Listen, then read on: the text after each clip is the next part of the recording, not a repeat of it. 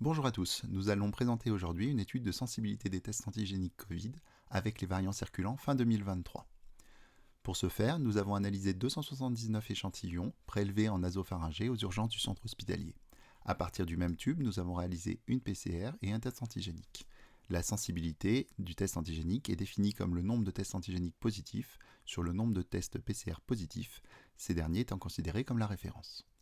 Petit rappel pour les tests PCR, ces tests sont basés sur des cycles successifs d'amplification de matériel génétique et le nombre de cycles pour détecter un signal dans l'automate est appelé CT. Si le CT est élevé, ça veut dire qu'il a fallu beaucoup de cycles pour détecter le signal, donc il y avait peu de virus à l'origine. Si en revanche le CT est faible, il y avait beaucoup de virus dans le prélèvement à l'origine.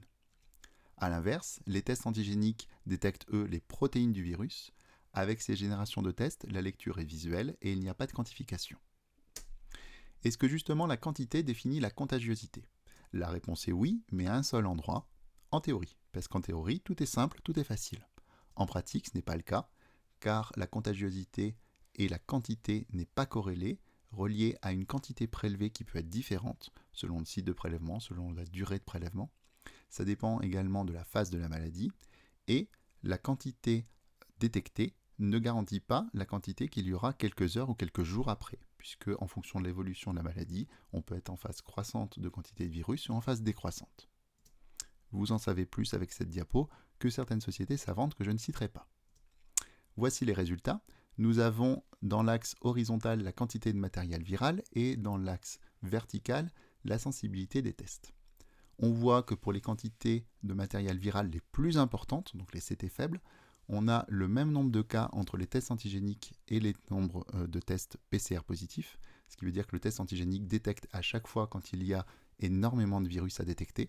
En revanche, dès qu'on a un petit peu moins de virus, on voit qu'on a un décrochage total de la courbe avec une sensibilité des tests antigéniques qui chute.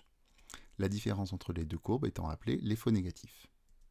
Si on veut quantifier, chez les 35 patients dont les échantillons contenaient énormément de virus, on a eu des tests antigéniques positifs dans 32 cas. Chez les 32 patients qui présentaient une quantité de virus médiane, on avait seulement 6 tests antigéniques qui ont été positifs. Et chez les 13 patients qui présentaient une quantité de virus plus faible, aucun test antigénique n'a permis de le détecter. Ce qui nous donne une sensibilité de 91% de détection des positifs forts, 58% des positifs forts ou médians, et seulement 48% de l'ensemble des échantillons positifs. Au final, est-ce qu'il faut effectuer un test antigénique avant la dinde? Eh bien, on a une détection des porteurs de virus, mais seulement des porteurs de virus qui contiennent énormément de virus, mais absolument pas de toutes les personnes qui peuvent porter du virus et donc qui peuvent potentiellement être contagieux.